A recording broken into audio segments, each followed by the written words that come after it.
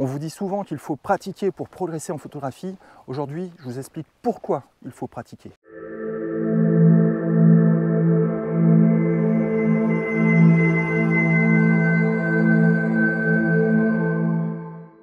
Il y a une question qui revient régulièrement sur le tapis, c'est pourquoi faut-il pratiquer, pratiquer et encore pratiquer. Vous pouvez lire ce conseil partout, vous l'entendez partout, on vous le rabâche à longueur de temps et pourtant, parmi mes élèves, ce que je constate, c'est que très peu suivent ce conseil. Alors pourquoi, me direz-vous, pourquoi faut-il pratiquer? Au fond, qu'est-ce qu'il y a derrière ce conseil? Qu'est-ce qu'on cherche à obtenir derrière ce conseil? Et moi-même, au début, je ne comprenais pas pourquoi on me disait de pratiquer encore et que c'est ça qui allait me faire progresser. Parce que c'est vrai, après tout, au fond, pourquoi pratiquer nous ferait-il progresser? Mais vous savez, c'est comme dans d'autres disciplines, comme en sport par exemple, où vous devez aussi pratiquer intensément ce sport pour devenir bon, pour espérer devenir bon. Prenez le basketball par exemple, avec le lancer à 3 points. On sait tous que ce lancer, eh bien, c'est essentiel. Si vous ne le maîtrisez pas, vous ne pouvez pas espérer gagner de grands matchs. Et pourtant, combien de joueurs sont capables de maîtriser à la perfection ce lancer à 3 points? Alors le rapport avec la photo, il est évident. Pourquoi en photographie, vous seriez dispensé de pratiquer intensément cette discipline pour espérer pouvoir la maîtriser? Qu'est-ce qui vous fait croire qu'on peut devenir un bon photographe comme ça du jour au lendemain? Alors pour que vous compreniez mieux, je vais vous expliquer comment je fonctionne et vous verrez, ça n'a rien de sorcier. Regardez ici, si c'est pas joli. Vous voyez là, on a des vignes et je les trouve très photogéniques parce que c'est assez rare quand même. On a des poteaux en bois qui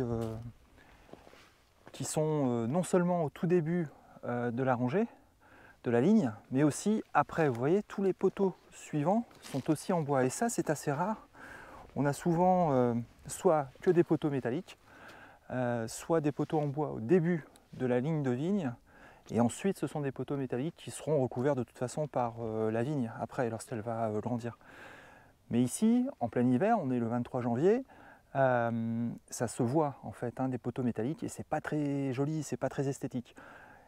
Sauf qu'ici, j'ai trouvé une parcelle de vigne avec des poteaux uniquement en bois et ça, franchement, j'adore.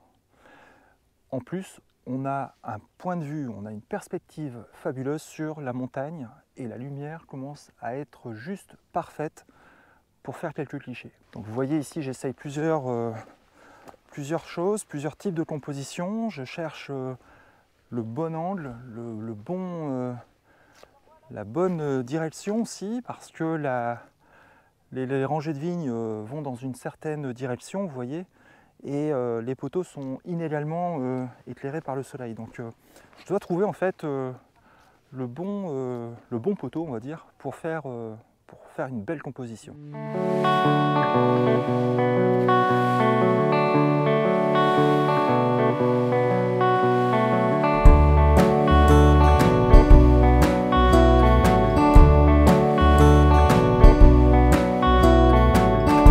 Bon, pour revenir maintenant à mon fonctionnement, vous voyez par exemple aujourd'hui, c'est dimanche, je me balade avec mon épouse, elle est loin devant moi, parce que moi je traîne forcément, vu que je fais plein de photos, et c'est ça, j'ai avec moi mon appareil photo en permanence, quasiment en permanence, j'ai mon appareil photo sur moi, et oui, parfois je l'emporte pour rien, parfois je porte un sac à dos pour rien, mais je sais qu'au cas où, j'ai la possibilité de pratiquer, j'ai la possibilité de ramener des superbes images et je serais très malheureux si un jour je passais devant une scène superbe et quelque chose qui m'inspire au plus haut point et que je ne puisse pas la photographier.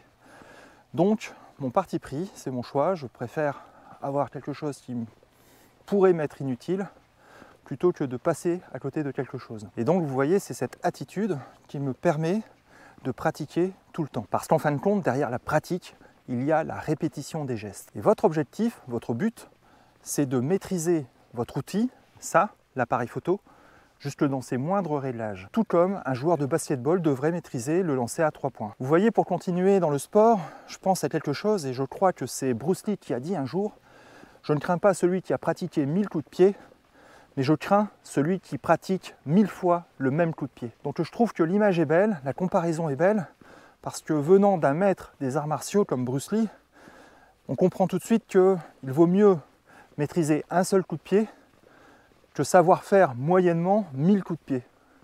Et donc en photographie, il faut vous en inspirer pour vous dire que, encore une fois, ce qu'il faut maîtriser absolument, c'est ça. Et c'est aussi valable avec les logiciels de retouche photo, parce que bien souvent, on cherche des raccourcis là aussi, on cherche des astuces, des filtres, voilà, il y a plein de choses. On regarde des tutos et puis en fin de compte, on s'aperçoit qu'on ne maîtrise pas le logiciel. Et c'est là le problème. Le problème, en fait, ce n'est pas la complexité des logiciels. Le problème, c'est le manque de pratique de ces logiciels. J'en avais déjà parlé lors d'une de mes précédentes vidéos où je vous expliquais qu'en fait, maîtriser la photographie comme n'importe quel autre domaine, que ce soit un art ou un sport par exemple, eh bien cela demande du temps. Du temps parce qu'il faut du temps pour pouvoir pratiquer. La pratique demande du temps et c'est à force de répéter les mêmes gestes que vous allez les maîtriser. Donc, vous ne posez plus trop de questions. Dès que vous sortez, vous prenez votre appareil et vous faites des photos. Même des mauvaises photos, parce que vous allez devoir en faire 100 000 mauvaises pour en faire une seule bonne. Et c'est maintenant que ça commence. Il faut vraiment que vous preniez le moindre prétexte pour faire de la photo, même si c'est autour de chez vous, même si vous habitez en ville, même si voilà, vous pensez que vous ne pouvez pas faire de photos, même en intérieur c'est possible, tout au moins pour apprendre à maîtriser les réglages de votre appareil. Et je vous encourage vraiment à pratiquer, parce que quand vous avez compris ça, quand vous avez compris que c'est en pratiquant que vous allez progresser et que plus vous pratiquerez souvent et régulièrement et plus vite vous progresserez, eh bien croyez-moi, votre appareil ne vous quittera plus. Bon alors je parle, mais mon épouse m'attend là-bas tout au loin et je vois que la lumière aussi baisse beaucoup. J'aimerais arriver à temps sur le village pour photographier la fin de journée. Regardez si c'est beau là. Oh, oh, oh, oh. Ah. On a vraiment des superbes contrastes en ce moment. C'est un vrai bonheur d'être ici. Voilà, bon, c'est ici que je vous laisse. J'espère que cette petite vidéo vous inspirera à sortir un peu plus souvent, à pratiquer plus assidûment la photographie si vous voulez un jour devenir bon dans ce que vous faites. Je vous souhaite de bonnes photos et à très vite pour une nouvelle vidéo. Ciao!